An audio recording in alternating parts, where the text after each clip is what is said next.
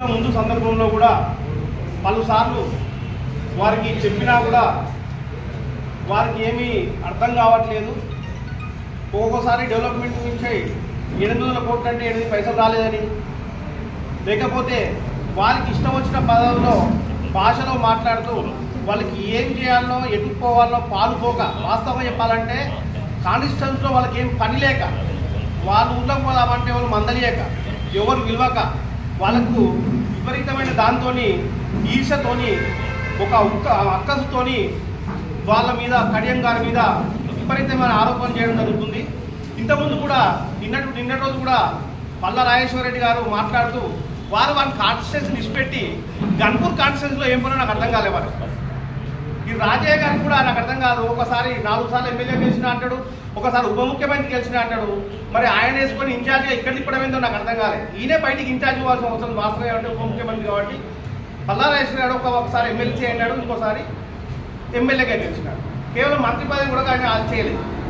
ఆయన వచ్చి ఈయన మీద పెత్తనం చేస్తాడు కానీ ఈయన ఒకసారి ఎంపీ, ఒకసారి ఉప ముఖ్యమంత్రి చేసి 4 సార్లు ఎమ్మెల్యే గెలిచి ఆయనకంటే ఈయన ఎక్స్పీరియన్స్ పర్సన్ వాస్తవం చెప్పాలంటే. ఆయన మీద ఈయన పోవాలి ఒక కాన్స్టిట్యూన్సీ పెద్దగా, కానీ ఆయన వచ్చి ఇక్కడ రాజకీయం చేసుడు, ఇక్కడ వచ్చి ఇష్టం వచ్చి కామెంట్ చేసుడు, ఆయన కాన్స్టిట్యూన్సీ పెట్టి ఆయన కాన్స్టిట్యూన్సీ ఏం డెవలప్మెంట్ ఉందో ఆయనకి ఏం అవగాహన లేదు. ఫస్ట్ ఆఫ్ ఆల్ వచ్చి గణపురం మీద 800 కోట్లు కాదు 8 పైసలు రాలే అంటాడు.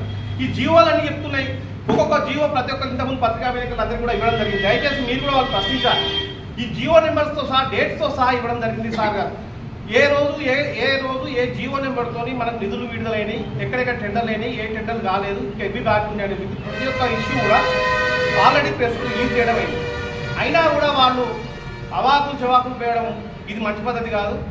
మీరు చేయాలనుకుంటే మీ కాన్స్టిట్యూన్సీకి గణపూర్తో పోటీ పట్టుకోండి, డెవలప్మెంట్ పోటీ పడండి. కానీ ఈ అవాకులు చవాకులు వేడి ఇష్టం వచ్చినట్టు ధనాంకారంతో కులబలంతో చెల్లుస్తా అంటే ఇది కరెక్ట్ కాదు. అలాగే నిన్న ఒకటి మాట్లాడుతూ రాజేశ్వర రెడ్డి గారు దేవాద సృష్టికర్త అంటాడు, ఆయనకి చెప్పడానికి అర్హత లేదంటాడు. అసలు నీకు ఎక్కడ అవగాహన ఉందో నాకు అర్థమైతలేదు. దేవాల కొసెక్కడుందో మొనెక్కడుందో తెలియదు నీకు. ఫస్ట్ ఆఫ్ ఆల్ దేవాద అనేది ఎప్పుడు స్టార్ట్ అయింది? 2004లో అప్పుడు ఉన్న ముఖ్యమంత్రి నారా చంద్రబాబు నాయుడు హయాంలో ఈయన భారీ నీటిపారుదల శాఖ మంత్రి కడియం శ్రీహరి గారు ఉన్నప్పుడు అతను ప్రతిపాదన చేసిన ప్రాజెక్టు స్టోన్ వేసిన 2004 ముందు స్టోన్ వేసి, దాని తర్వాత ఈ ప్రాజెక్టు బాగుంటుంది, ఈ వరంగల్ జిల్లాకు సస్యశ్యామలు చేస్తున్న ఉద్దేశంతో ఆ రోజు 2004లో వైఎస్ఆర్ గెలిచిన తర్వాత 2006లో ప్రాజెక్టు స్టార్ట్ చేయడం జరిగింది. ఈ కనీస అవగాహన లేకుండా ఈ యొక్క ప్రాజెక్ట్ సృష్టికర్త ఎవరు? ఫస్ట్ స్టోన్ వేసింది కడియం శ్రీహరే కదా. మరి అటువంటిప్పుడు సృష్టికర్త ఆయన కాబట్టి ఇంకోరు అవుతారు.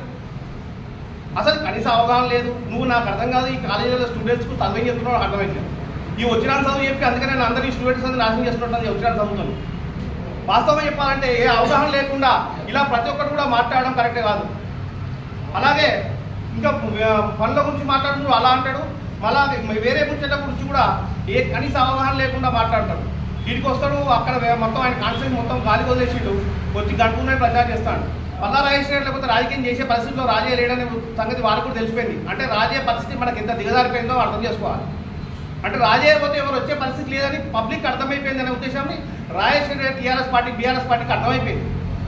కాబట్టే మందిని వేసుకొని వచ్చి పక్క కాన్స్టిట్యూన్సీ వేసుకొని మా కాన్స్టిట్యూన్సీ తిరిగి ఇక్కడ ఉన్న నాయకుడిని ఇష్టం వచ్చినట్టు మాట్లాడడం, ఇష్టం వచ్చినట్టు తిట్టడం ఇది భావ్యం కాదు. తప్పకుండా కాంగ్రెస్ కార్యకర్తలు అందరూ కూడా ఊర్లలోకి వెళ్ళి ఉరికించుకునే సందర్భం వస్తుంది.